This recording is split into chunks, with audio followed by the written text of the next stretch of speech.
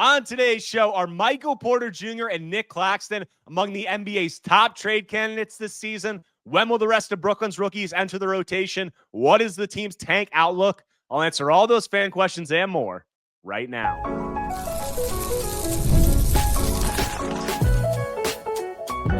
You are Locked On Nets, your daily Brooklyn Nets podcast. Part of the Locked On Podcast Network, your team every day. Welcome in to Locked On Nets right here on the Locked On Podcast Network. Now the number one sports podcast network. It's your team, the Brooklyn Nets, every single day. I'm your host, Erik Slater, Brooklyn Nets beat reporter for ClutchPoints.com. Thank you for making me your first listen of the day. The show is 100% free on all those great platforms. Today's episode is brought to you by FanDuel. Right now, new customers can bet just $5, and if your bet wins, you'll get $300 in bonus bets to use across the app. Head to FanDuel.com to get started. And on today's episode, it's Fan Take Friday. I took takes and questions from Nets fans on a wide range of subjects. But while it is Fan Take Friday, I am recording this on Thursday, which is Thanksgiving. So just wanted to say to all of you guys, happy Thanksgiving. I'm thankful for all of you in this Nets community that continue to listen to me, support my work, and allow me to do this amazing job for a living. It really has been a dream come true. But getting on into your takes and questions. First question, thoughts on the debate of either trading MPJ and Claxton at the peak of their value this season versus keeping them for the 2026-27 season when we should hopefully have drafted a top pick and are trying to start competing. And this is going to be one of the main questions surrounding the Nets, or main storylines surrounding the Nets as we get closer to that trade, the beginning of trade season on December 15th and near the trade deadline. Nic Claxton and Michael Porter Jr. are both playing very high-level basketball. They're players that they aren't necessarily not fit for the Nets timeline, but they're older players on a team that clearly is embracing a youth movement and rebuilding. So it's going to be a question about whether or not the Nets are going to cash in on these guys and try to trade them. And in the conversation, I would say that I think the Nets will be open to trading either, but I don't think they necessarily have to be in a rush to move either. As with any trade conversation, it's going to depend on the return. I'll take these both, individually, MPJ and Claxton.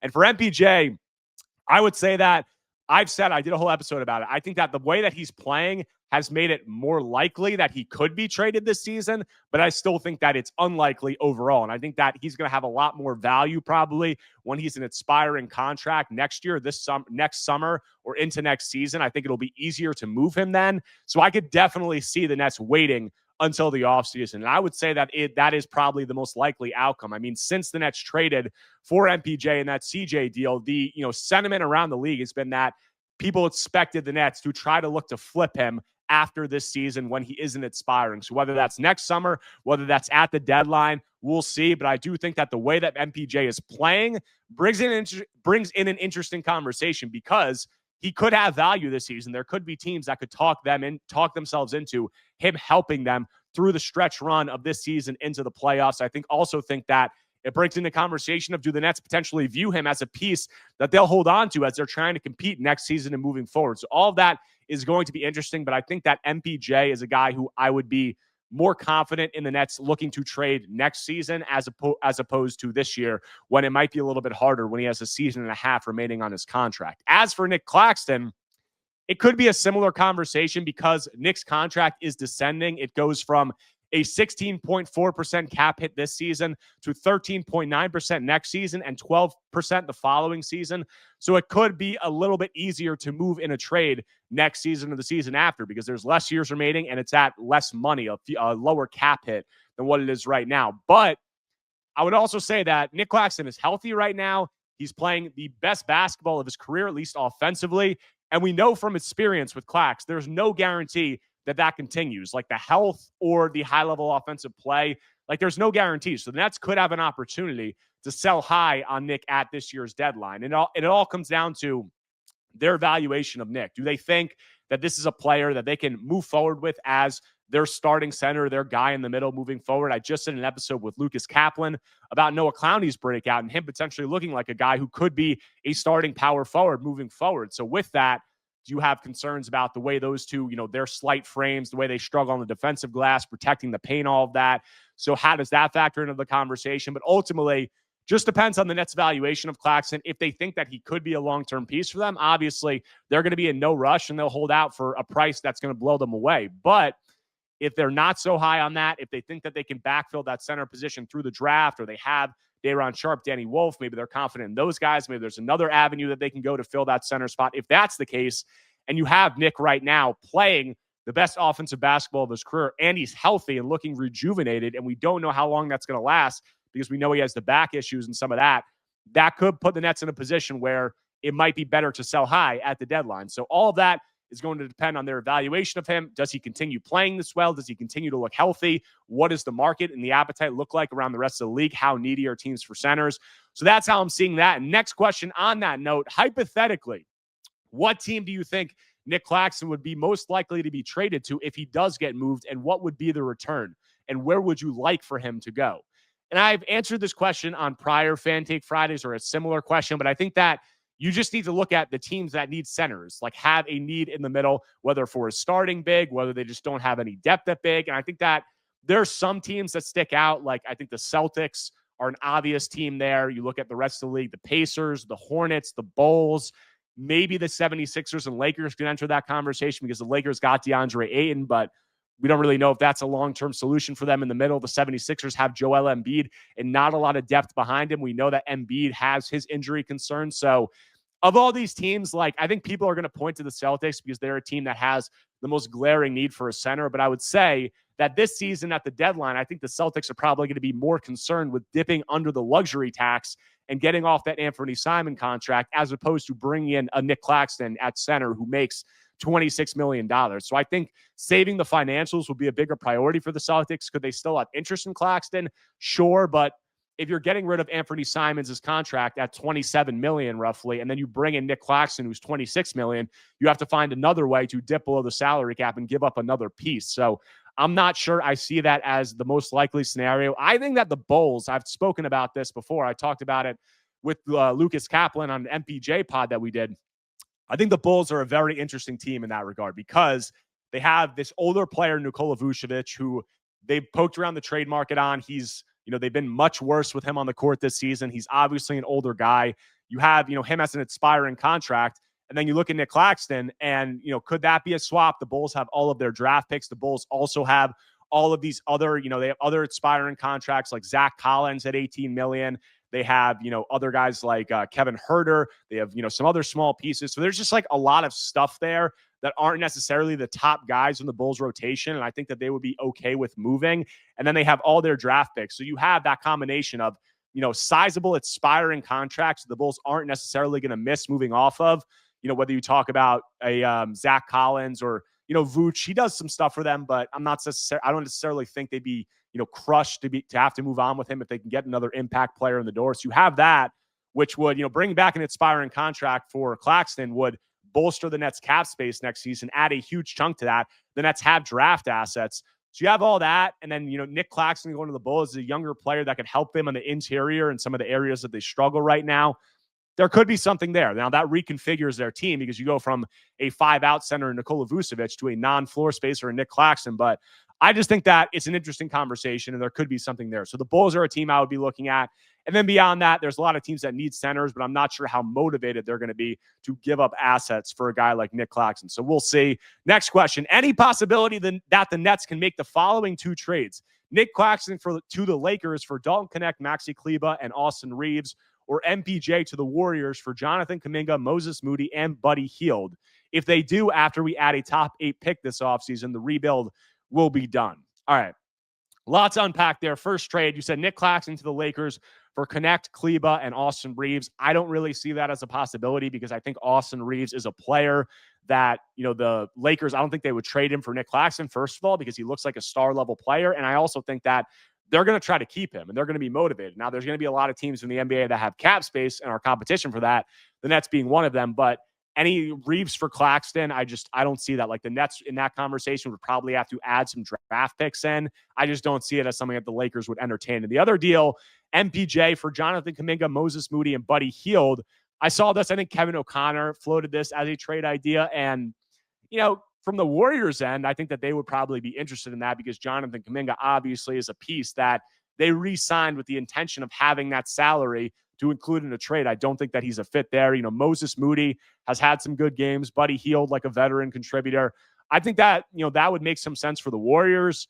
For the Nets, I'm not sure that they want to, take on Jonathan Kuminga and saddle themselves with him. I'm not sure that he's necessarily a player that fits, what they're trying to do in terms of how they're trying to play. Like, you look at the issues that the Warriors are having with him, and obviously that's a different conversation. Like, maybe you say Kuminga could come in here and be a centerpiece for the Nets, but I'm not sure that he's too much of a fit in this Shorty Fernandez system, given some of his floor spacing concerns, the other ways that he's struggled to kind of fit into the way that the Warriors want to play in terms of the approach that he has on the court. So would I rule it out? No, but I'm not necessarily sure that the Nets want to add that kind of money to their books for a guy like Kuminga. I think they'd probably rather keep their flexibility, but we'll see. Last question before a break. Do you see Terrence Mann, Haywood Highsmith, Cam Thomas, or Nic Claxton being moved before the trade deadline, considering the new rumors on talks with the Celtics concerning Anthony Simons?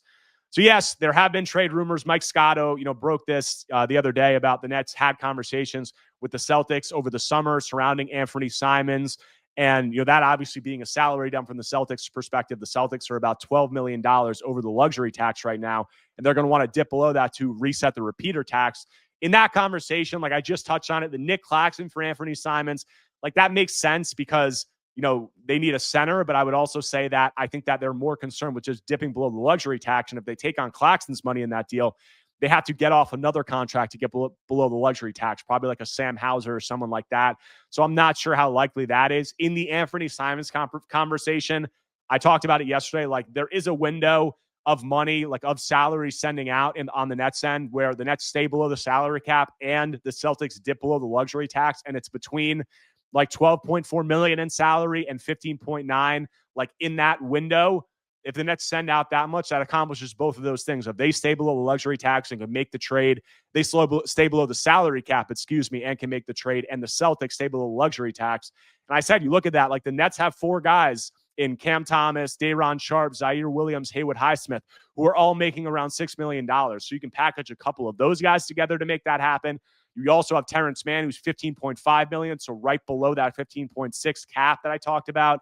So he could be a possibility. So I think that I look at Terrence Mann, I don't think that that's as much as likely because the Nets made that three-team trade with the Hawks and Celtics, and the Celtics got Terrence Mann essentially in that deal and then salary dumped him, or they had no interest in keeping him, and he went to the Nets in that three-team trade. So how likely is it that he would go to the Celtics in this trade? Probably not that likely. So I would look more towards the four guys who are making around $6 million on the Nets: Cam Thomas, Haywood Highsmith, Zaire Williams, and Day'Ron Sharpe. I would look at those guys. Maybe you package two of those guys. You take back Anthony Simons and you get some kind of draft asset. And Anthony Simons is an expiring contract. So that would, add some cap space to the Nets next season. So that's how I'm seeing that. But got some more questions about some other potential trades involving the Nets. Also, their rookies. When do some of those guys enter the rotation? So I'll give you all my takes on that when I continue Locked On Nets after a quick break. The NBA is heating up, and DoorDash has found the perfect way to keep fans in their bag all season long. Whether you're watching for the highlights, your fantasy team, or just your favorite player, DoorDash makes every game night even better. DoorDash is the official on-demand delivery platform of the NBA, and they're celebrating with something called the Bag Drop. Every time an NBA player scores 50 points in a game, DoorDash drops 50% off your order with Dash Pass the next day, and you're automatically entered for a chance to win the ultimate fan bag. We're talking player-inspired drip, exclusive gear, and stuff you'll actually want. DoorDash has you covered for late-night highlights, last-minute watch parties, and double OT fuel-ups. So next time someone goes off for 50, use promo code NBA50 the next day to get 50% off on DoorDash with Dash Pass, plus your shot at the bag drop. Dash Pass members only, 50% off up to $10 a day after a 50-point game with promo code. Terms apply. No purchase necessary. Ends April 13th. Open to U.S. residents 21 or older. Visit DoorDashInYourBag.com for full details. DoorDash, in your bag all season long. Coming back from the break, continuing today's Locked On Nets episode on this Fan Take Friday. Rolling on through all of your takes and questions. Next one. There are reports for a Celtics trade for Anthony Simons popping up. If the Nets trade for him, whose minutes will be lower? I'm hoping for Martin. So that depends on who the Nets send out in the trade. But I'd say if you bring in a player like Anthony Simons, I'm not even sure like how motivated the Nets would be to just play Simons a ton of minutes. You would have to at that point, I think, just because of the pedigree as player that he is, and you're not going to just bury him on the bench. But it's just tough to say right now because it depends on who the Nets send out in a deal. But like anytime the Nets are bringing in another player like that as the season progresses, or just as the season progresses in general, like I think you're looking at the end of the rotation, guys, of who's going to lose minutes. Like I think Tyrese Martin could be in that conversation. I don't think the Nets are going to banish him from the rotation, but his minutes could reduce. I think you're also looking at guys like, Jalen Wilson, I think would probably be cut out of the rotation in a lot of these situations. You could also look at Zaire Williams, who's struggling and, was removed from the rotation in the Nets last game. So those kinds of guys, I think you could see a guy like Terrence Mann have his minutes reduced. I think that conversation is almost irrespective of the trade conversation. I think if you just talk about the rookies that are going to need to come up and get more minutes as the season progresses, like Danny Wolf, Ben Saraf, maybe Nolan Troy. I just think a lot of these guys who are at the end of the rotation are probably going to see their minutes cut or reduced in that situation. So that's how I'm seeing that. Next question. Will the 5 rookies at some point be all called up to play for the Nets this season? I think that there's a good possibility that as the season progresses, I would expect Yegor Dioman and Drake Powell maybe to see their minutes increase slightly from what they are right now. And then I would fully expect guys like Danny Wolf and Zaire Williams, maybe Nolan Troy, we'll see how he's doing, all to get called up as the season progresses and get NBA opportunities. Because Jordan Fernandez has said that all of the rookies are going to get opportunities at some point in the season. Does that mean all simultaneously? We'll see. That's going to be tough to do given that there's 5 of them, which is an NBA record. But Jordy has said that. He's also said that the plan is for the rookies to play 60 games between the NBA and the G League. And these rookies aren't going to play 60 games in the G League. So they're going to have to get some NBA experiences. So as the season progresses, I would expect for a lot of the rookies to be called up, and will all of them be in the rotation at the same time? We'll see how the Nets handle that, because there are a lot of veterans who are in the rotation and, perceivably have to be getting some minutes throughout the year. But I think that the Nets will make the rookie development a priority as the year progresses, because it's pretty much what they've said and they understand what the goal is this season. Next question. Love what Yegor and Powell have been doing lately. So ready to see Danny Wolf play, though. Give him some of Dayron's minutes. It's not like he has been so great anyway. Free Danny. So this fan wants to see Danny Wolf in the rotation. I understand that. Like, I think that Danny is, one of the most exciting players in terms of like some of the skills that he has. He's this 6'11" ball handler who can do some of these things running, inverted pick and roll sets and like just things that none of these other Nets guys really, have as much of an NBA ready skill set that Danny has in terms of just the ball handling, the passing, some of the flash that he has offensively. But I would say that Danny's doing well in the G League. Like, he's averaging like 22, 9, and 5 on like good efficiency. So he's flashing some stuff in that regard, but I would say that there also have been defensive struggles there that I've seen. There's also taking care of the ball. Like in the last G League game, I think Danny had 8 turnovers. I think he's averaging like 4 or 5 turnovers per game there. So I think that Danny is going to get NBA minutes as the year progresses, but I think the Nets are going to keep him down in the G League a little bit longer to, get him acclimated, get him a little bit more pro experience, and also, kind of try to answer the conversation of how do they view him positionally, whether power forward or center. So I would expect Danny to enter the rotation as the year progresses, but I do think we're going to have a little bit more of an extended runway where he's getting some G League minutes. Got some more questions on this Fan Take Friday, some on the Nets tank outlook, some on their roster management. So I'll get into all that when I close out Locked On Nets after a quick break. The NBA is back, and there's no better place to get in on the action than FanDuel, the official sports betting partner of the NBA. Even if you miss the start of a game or just want to ride the hot hand, FanDuel has live bets on everything from who will score next to fourth quarter comebacks. Plus, you can even combine your live bets into a same-game parlay for a shot at a bigger payout. It keeps every game exciting, especially when your team's making that late push. Right now, FanDuel is giving new customers $300 in bonus bets when your first $5 bet wins. So head to FanDuel.com to sign up and play your game with FanDuel, the official sports betting partner of the NBA. Coming back from the break, closing out today's Locked On Nets episode on this Fan Take Friday. Rolling on through all of your remaining takes and questions. Next one. Nets fans are dead set on a 1-3 pick, but reality is that has a small chance of happening. We have the picks, but not our own in 2027. Why not go after Trae Young and Giannis to play alongside MPJ for next season and go for it again? Trae will come cheap, and Giannis gets cheaper daily. Okay, I'm not. Let me address like the tank thing first. He said Nets fans are dead set on a 1-3 pick, but the reality is that has a small chance of happening. I would disagree with that. I would say if the Nets can, tank properly for the rest of the season and they can get up towards the top of the draft lottery standings, they'll have, close to a 40% chance of getting a top 3 pick. So I wouldn't say that's a small chance. That's a pretty good chance. And then in regard to get Trae Young and Giannis to play alongside MPJ, I mean, you said Trae will come cheap. I think that that's probably true, like relative to what some people think for a player of his caliber that's like been an all-star in the past. I think that his defensive concerns and all those will, he probably won't have as expansive of a market as some people think. But I'm just not sure how much it makes sense for the Nets to invest in this player who makes a lot of money, is going to make a lot of money in the coming seasons, is due for an extension, and has these glaring defensive concerns where he just gets picked on in the playoffs. Jordy Fernandez and Sean Marks talked about it after the draft, like multi-positional guys on defense, like guys who can make it hard on that end. I don't think Trae necessarily fits that, and that's why a lot of teams aren't going to have interest. And the Nets also just drafted 3 rookie point guards. So I know Trae is a different level of player right now, but I'm not sure it makes much sense for the Nets to give up assets for a player like Trae, just given they just use assets to draft 3 point guards and also pay him a large chunk of their books for the coming years. I just don't think that makes much sense. And then you say Giannis gets cheaper daily.